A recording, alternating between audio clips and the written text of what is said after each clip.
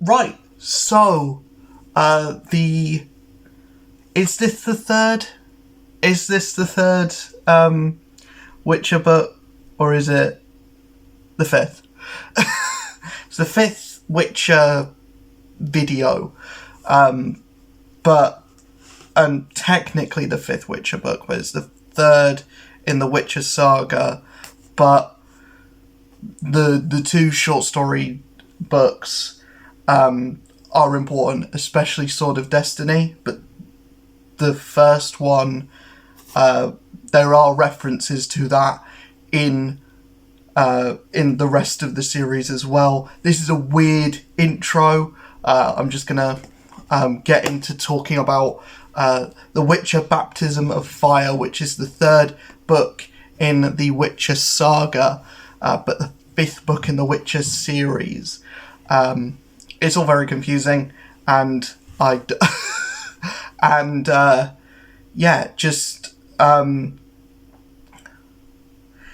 let's not get bogged down in that.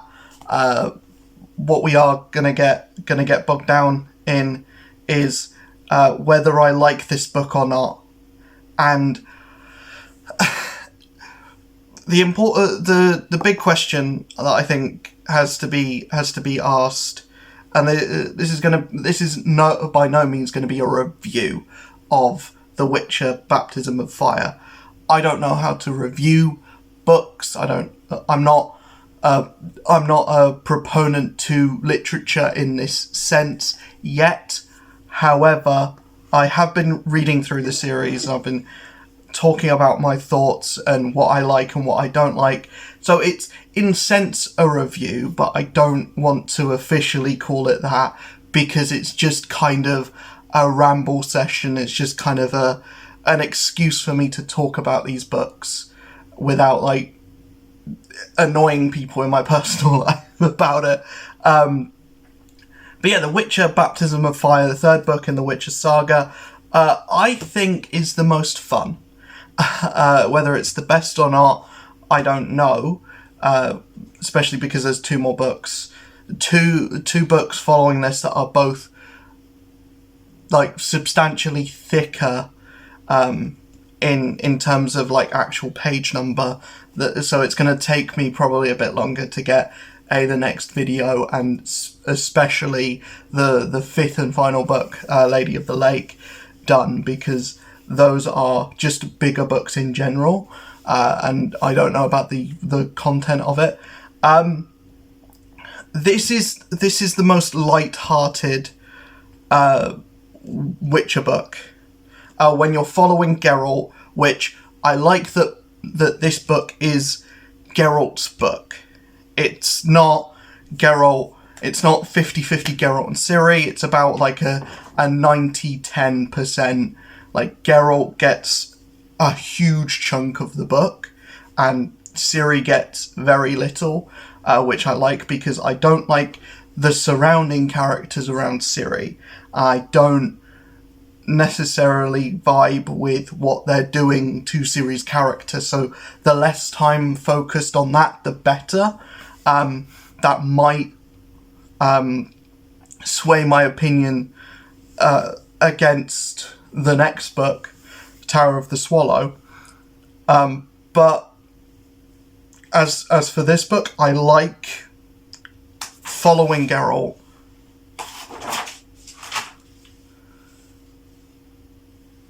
That's my poster just fell down.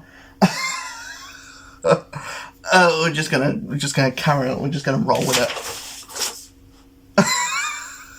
we're just gonna roll with it. We'll do it here. We'll do it live. These things happen. I like following Geralt. I like Geralt as a whole, as a character in the last two books. He does get slightly whiny in this, but I'll talk about that later.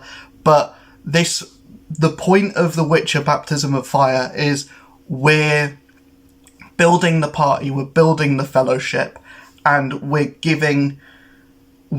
like adding more, we're like giving Geralt an actual thing to do, and we're we're establishing a point to the series that isn't just take Ciri here and take Ciri here and let's see what... let's just keep her away from the Empire. We now have, right, Ciri's missing, right, Geralt has been beaten up badly, and that still has ramifications into this book. There is still, like, during every action sequence, we're reminded and we're told Geralt isn't 100%. He's still, he's still, like, is recovering from his injuries. Even though there is a spread of months, he still is recovering from injuries from the last book, from his beating from Vilgefortz. But this book is all about building the core group of characters that we're going to be following for the rest of the series. And I think that's interesting doing this, which does very much feel like it's doing everything that a first book should do. In the third book, it's doing everything that you would expect to happen in a first book, like laying all the groundwork, introducing a new cast of characters, a larger cast of characters, building like a fellowship, and like establishing what the quest actually is and what the point of the characters is, because we've got Geralt and his fellowship, his company, his group, which are trying to, pardon the pun, which are trying to essentially get to Ciri, who they believe is in Nilfgaard. We've got Yennefer, who has been turned into this like doll thing. She gets brought back into being a human, but there's this new like witches conclave that's being built after the obvious dismantling and the like siege on Thanaid that happened in the last book, and I think that's not really a part of the book that I care for that much, and obviously the book doesn't either. It's very much this thing of we have this group of characters, we need something for them to do, we need a reason for Yennefer to get back into the story, and we need something to push Yennefer back into the forefront of the narrative. So we introduce this group, and we basically make it so that Yennefer just goes away. She just goes away from this group and is re-entering the search for Ciri, and Ciri is just with the rats and not really doing much in the book. She just kind of goes from town to town. It's just we see glimpses of Ciri doing things, and she has dreams of Geralt doing what he's doing, and Geralt has dreams of Ciri doing what she's doing.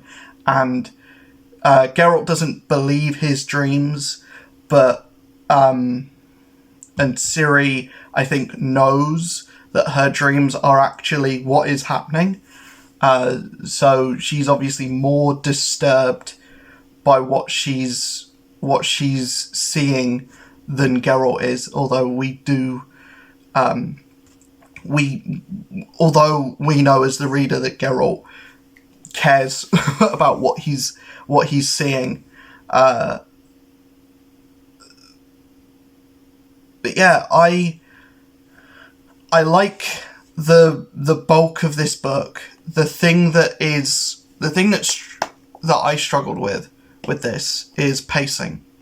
I really felt like the book in the first half drags to get to the point. It felt almost like it felt repetitive in a way, and it felt almost like a video game. in that way of like, you know, in an RPG when where you like the opening hours of an RPG is just go here, get a new party member, go here, get a new party member, go here, get a new party member. Like you're going down the road, and just party members are just coming in every so often. That's the first half of the book, and then when the party is together, that's when the book kind of comes into its own, and we start getting the conflicts. We start getting like characters interacting with each other and having really interesting conversations. I feel like that is the conversations in this, and the actual dialogue is more interesting than when there's an action sequence. The action sequences are good, few and far between. For a book called Baptism of Fire, you would expect this to be like a really action forward book. It isn't. There's like 2 action sequences in the whole book. There's a lot of like promise of like this character's going to fight this character, but then it doesn't really happen. I will say that this book has the most fulfilling and the most positive conclusion and final chapter. The final chapter of this is just a big battle. We get to see all those. The final chapter of this is what I expected the whole book to be. For Baptism of Fire, I expected the whole thing to kind of be this just big, epic, like hero moments throughout the whole thing. We get that in the final chapter, where we get the company leaping into battle. We get Geralt becoming this kind of like leader type character, and he really comes into his own, and the book ends with something just really nice and wholesome. And I feel like this is the most wholesome, and there's dark things that happen in this, and there's obviously like this is still in the same world and has the same kind of tone as the other books in the series, like Blood of Elves and Time of Contempt, which is really dour. But this kind of lifts spirits back up, and this is kind of like not necessarily a turning point in the series for where we can start to see things becoming better, but it's more of like we get more of Geralt's point of view, and we get more of like these surrounding characters that are more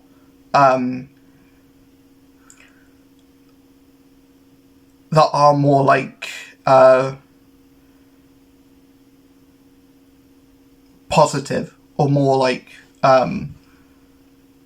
just jovial. This is, I think, the most comedic book in the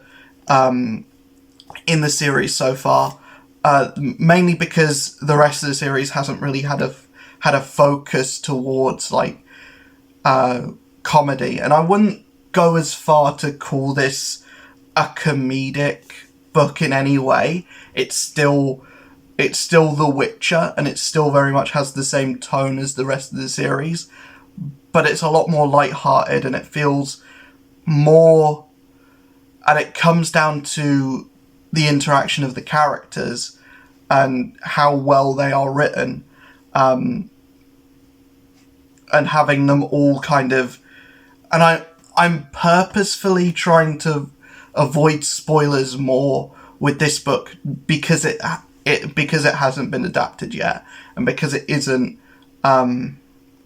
because it is the next one in the next one, like for the next season. One thing that does worry me about how different the show is going to take from the book. There's moments in this book that I really want to see be realised. There's like conversations in this book that I really want to see be brought to screen. Like something as simple as like the team, as like the actual way that the team like bonds over like making a soup. That being a big moment in the book, I fear that the series is going to either have something completely different be the bonding experience for the team. They're probably going to replace that with like an action sequence or something, which I really don't want. I prefer this kind of like, we don't need big bombastic action sequences to understand these characters like forming bonds. We don't need that. We can have a quieter moment of just having conversation around a campfire eating soup. We can have that, and that lasts longer, and that means more than an action sequence. You can save the action sequence for when the characters do care about each other and you care about the characters, so there's stakes. And that's what this book does really well. There's stakes when... I like that there's less of a focus towards action in this series, because when there is a big fight, you're genuinely scared about these characters dying or getting hurt. And as much as, Geralt's had 2 books for it, the new characters that are introduced are, like, they've just got this book to make you care about them, and you care about all of them, but or at least I did. I cared about all of them by the end of the book. Do I prefer this to Time of Contempt? Yes. And here's why. Time of Contempt had everything in it. The first half was really good. Up until the final, like, 2 chapters, as much as certain things in that book did make me go, wow, I'm invested in this specific scene. Like, I never got that moment, and the moments that were cool were ruined by the final chapter just being this assault of this, like, constant barrage of, like, assault on Ciri, whether it's being physical, sexual, or whatever. This massive, like, just really depressing, like, moment of, like, not only do we have a whole chapter of just Ciri going through a desert with a unicorn, where that ends with a cool moment, but it's weaved straight into Ciri being captured by Nilfgaard, and then, and then being with the rats, and then being sexually assaulted essentially twice in one night. And where it takes that in this book is not where I would have gone. I wouldn't then. I get it, because Ciri doesn't know any different, and she doesn't know better. So someone showing interest in her, even if it isn't consensual, she's kind of gone along with it, and she's developed a bond with Missile, which I don't like, but I understand, kind of. It doesn't make me feel good, and I don't like that that's where the book went with it. I don't like this kind of idea of like falling in love with your not I don't like the idea of like falling in love with your abuser. That seems weird to me, and the fact that that's where this book went, and they just kind of like sweep it under the carpet that Ciri was abused by this character, and now they're like eating candy floss together, and they're, you know, eating ice cream together, and they're, you know, continuing to sleep in the same bed. It just feels weird to me, personally. Like, if you can get over that, then that's fine. But most of the rest of that's a very small part of the book, and it's something that I don't think is going to continue throughout the series. If that's something that you can get over and just be like, oh, that's the sign of the times, and, you know, Ciri is at this point a character who is just wanting someone to care, and if that's, you know, and how like fucked up her brain has become through everything that she's experienced in the last few books, like seeing people die, seeing big battles, being captured, being hounded by Nilfgaard, you know, seeing her family die, you know, Geralt leaving her, coming back, Yennefer leaving her, you know, the siege on Thanaid, and everything surrounding that. You can get into Ciri's head a bit and see, like, even if yes, this character isn't, even if this thing isn't like good for Ciri, even if this isn't like a good thing that's happening, you can understand and get into Ciri's mind and be like, yeah, I can see why that has gone the way that it's gone, but I don't like it. I don't have to like it. There can be things in this series that I don't like.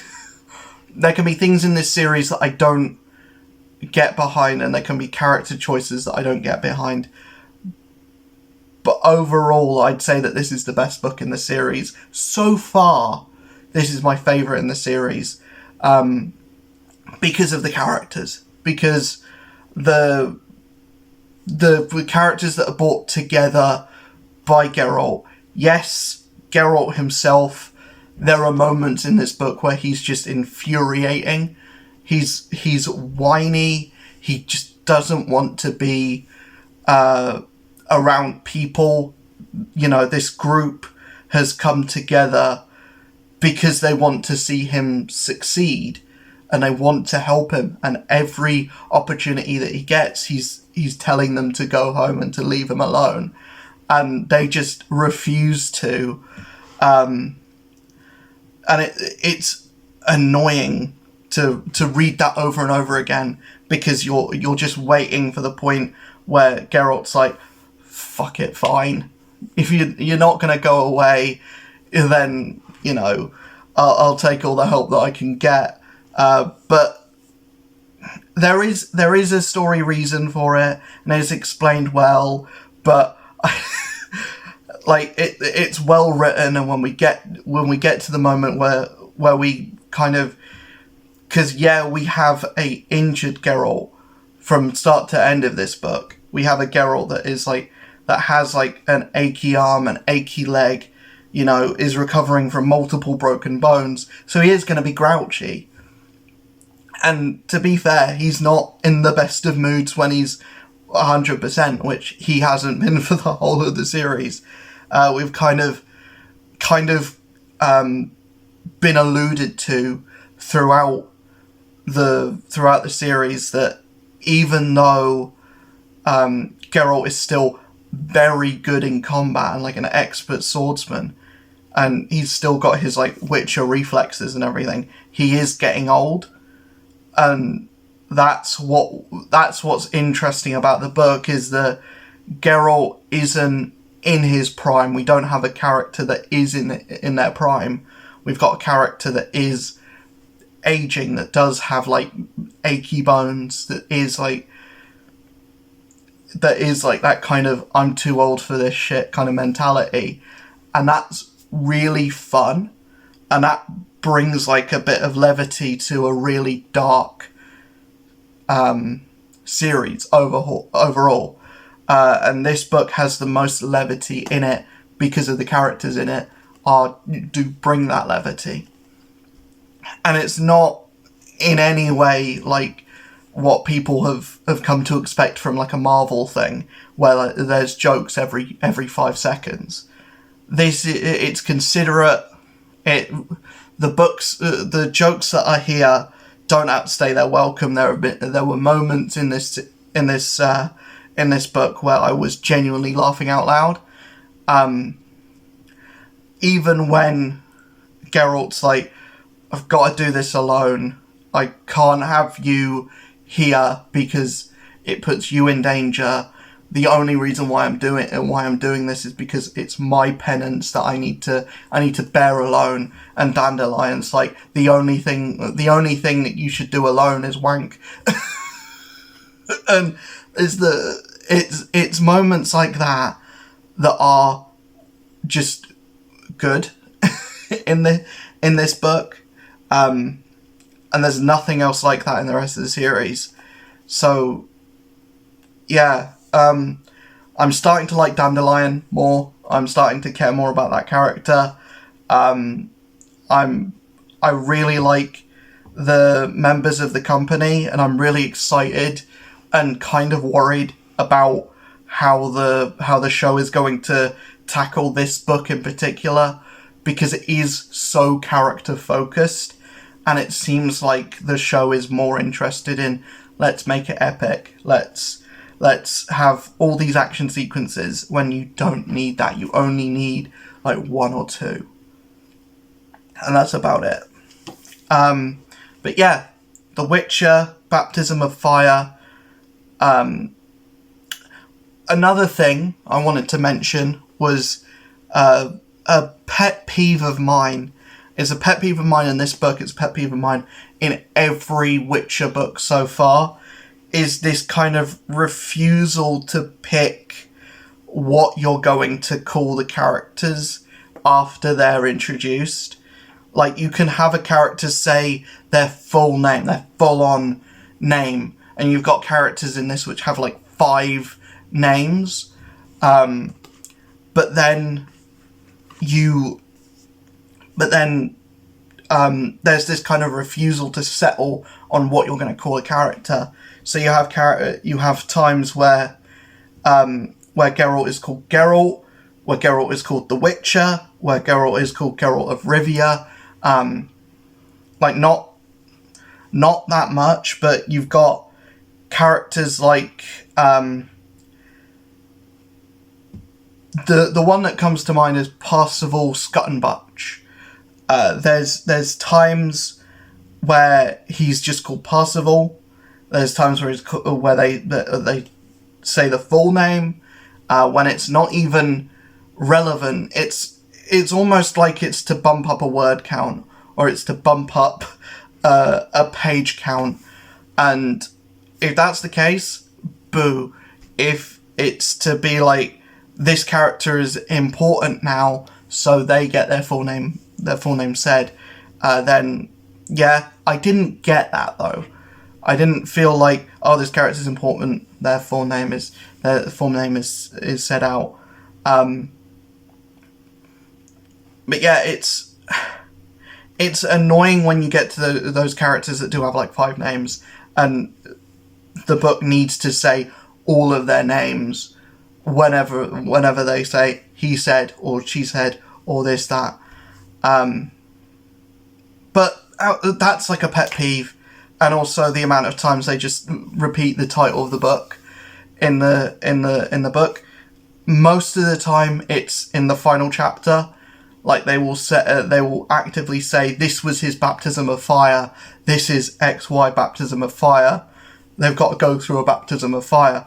Even in the last book, it was egregious in the second book how many times they say time of contempt or just the word contempt in that book.